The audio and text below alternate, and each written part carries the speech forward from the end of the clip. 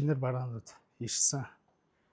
Эдгээрээс ямар бараанууд онцлогоор тэдгэрийг тайлбарлая. Ширээний сенс, цэгэр чөтгөр энэ бол домог болцсон.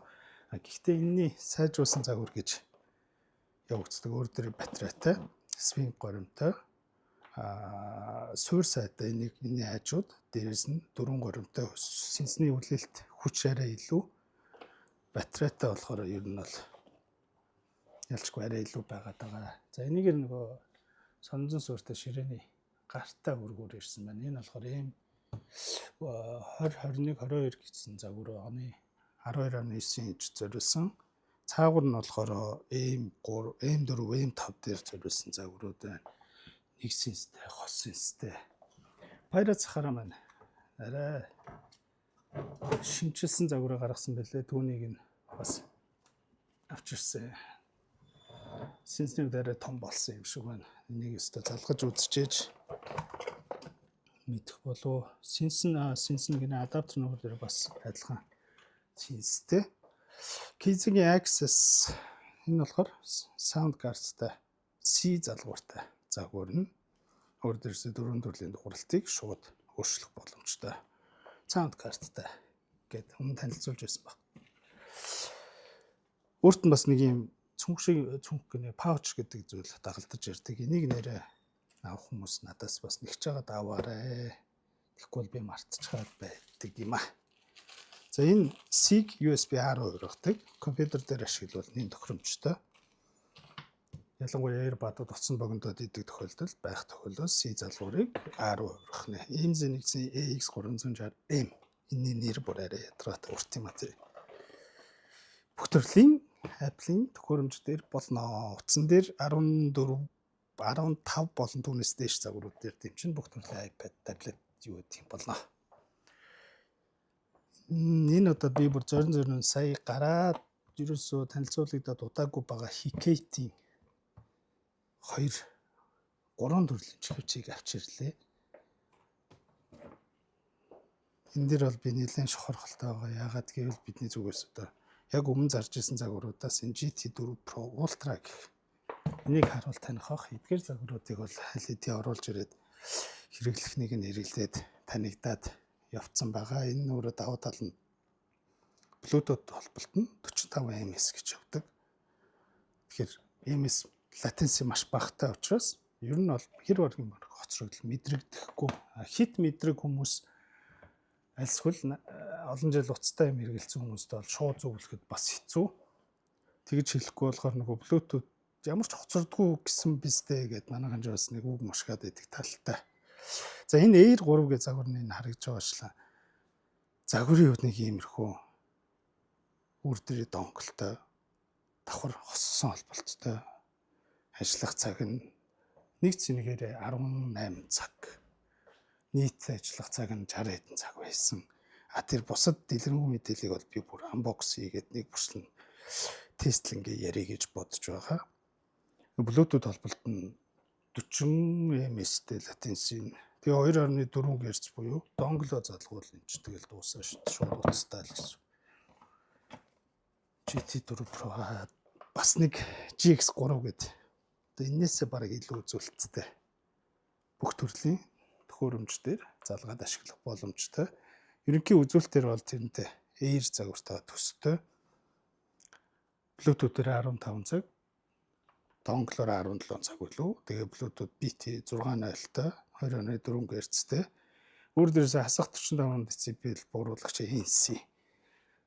FPS төрлийн тоглоомуудад зориулсан динамикийн шинжилэлт гэх мэт зүйлсүүд байна. За энийг сүлд мүлдэж байгаа ярий. Black Shark-ийн энгийн 6 гэдэг загвар ирсэн. Энгийн загварууд бол одоо FlyDigi дээр жишээлбэл 9 гэх загвар нь байдаг. X болчхороо сайжруулсан Pro ч юм уу загварууд нь болчдөг.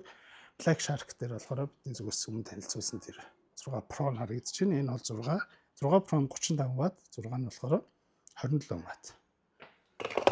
27 Вт гэдэг бол бас өндөрдөө орно. За үзмжний хувьд нэг иймэрхүү харагдаж байна. Энгийн загвар нь Pro-го бодоход илүү компакт гэж хэлэгдэг. Нарийн нэмгэн хөнгөн байж таардаг. Энийг гэрэл асал дээр гоё юм шиг залгаж үзнэ. Тодорхой хөдлөө задлаад гинэ залгаад үзлээ. Гэрлийн хувьд бас нийлэнхүү асдаг юм байна. Цагийн лед нь уусалттай орж ирдэг. Давхар аппликейшн дэмждэг. Энэхүү конопор болохоор горимуудаа гар дээрээс шууд өөрчлөө явуулна. Агаар солилцол болохоор дээрээс доошо. Тэгэхээр гар руу алга руу хүлээгээд байхгүй. За залгаад ерөнхий цан өгөөд эхэлж байна. За өсөх юм бол сонирхож байвал энэ бичлэгийг бас дараа дэлгэрэнгүй явъя гэж бодож байна. Гэхдээ Ultra Pro гэдрийг танилцуулсан учраас дэмий болов гэж бодож байна. Домгийн домог Cloud HyperX Cloud 2 ирсэн байна. Энэ одоо фигур модель stand гэх юм уу? Гоё гоё. Зар дээрээс 3D принтерээр хэвлдэг гэдэг нэг үгт тавьсан байхаар сонирхоод авсан. Дэлгүүр дээр бас декор болгоод тавьчих гэж бодож авсан. Үнэхээр ялангуяа энэ хөвчин дээр бол үнэхээр гоё зохицолтой байна.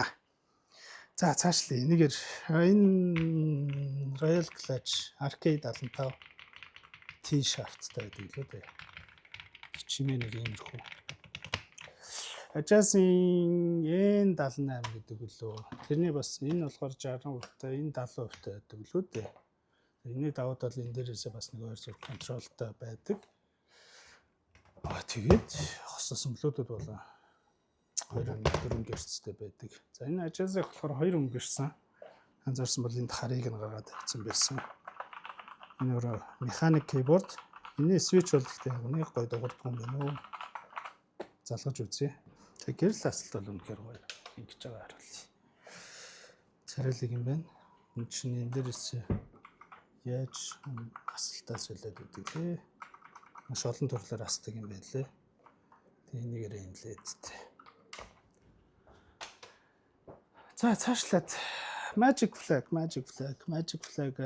үнийг нэмэхээс өөр аргагүй болсон байлаа шүү. 25 зар гэдэгсэн 30 мянга болохоор болсон.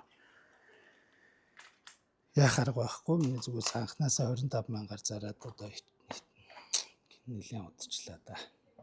Cloud 3 яг өөртөө галж ирдэг ориг микрофон бас ирсэн. Эний хэм загвар байдаг. 3 мик ер нь хөвдрээд байгаа сураг байна лээ. За энэ болохоор нөгөө миний бэлгэнд өгдөг. Бэлгэнд явуулдаг хуравчнууд маань ирсэн байна. Дээгүр за хамгийн сүүлд бас гоё чухал онцлог бүтээгдэхүүнүүд харуулна. OnePlus-ын таблетуудыг бас л дуусчаад удсан тэдгэрийг олж ирлээ. Энэ болохоор жижиг загвар нь энэний дараа энэ болохоор манай дээр анх удаа ирж байгаа 2 дугаар үе нэгэд 12.1 инчтэй Pad 2 гэдэг загвар. Цаашлаад Pad 2 Pro маань бас дууссан байж байгаа ирсэн шүү. Pad 2 Pro бол бас нэлээд эрэлттэй байдаг. Ер нь OnePlus-ын таблет их эрэлттэй байгаа да. Яагаад гэдгийг нь бол надаар хэлүүлэхгүй мэдж байгаа. Тэгэхээр энэ хоёрыг бол миний зүгээс үн боломжтой. Хямдхан гэж хэлэхгүй. Гэхдээ үзүүлэлт өндөр үн боломж. За хамгийн сүүлд энэ араа Red Magic-ийн кейс авчирсан. Дээрээс нь цараа. Энэ бол Astra 2 Game Changer гэж хэлэгдээд байгаа. Бүр дээрээс хойш бодон зорин энийг бүр үнтэй ч хамаагүй авчирсан. Тийм дээр бүр гоё бичлэг хий гэж бодож байгаа. Өөрийнхөө мэдлийнхаа хүрээнд, судалгааныхаа хүрээнд эдгээр бараануудаас бол миний зүгээс шууд Hikate-ийн загваруудыг шин загварын чихвч Bluetooth 2.4-гээр хосолсон чихвчнүүдийг онцолж байгаа. Хамгийн гоё нь энэ байна да. Тэг хамтдаа энийг задалж бүтэн танилццгаана. Энэ бол үнэхээр тоглоом өөрчлөгч таблет мөн үү? За юм байла. Манай дэлгүүрийн аяг үндэсний цэцэрлэгт хүрээлэнг байна. Шилэнгүүртэй паркод мал. Тэр Б1 давхар 67 тоо цагийн хуваар давгаас бусад гаргуудад 11-ээс 7 цагийн хооронд ажиллаж байна. Миний бие өөрөө тэгш өдрүүд буюу 2 дахь 4 дахь хагас өдрүүдэд өөрөө сууж ажилдаг үргэлж хамт байдаг. Та бүхэнд баярлалаа.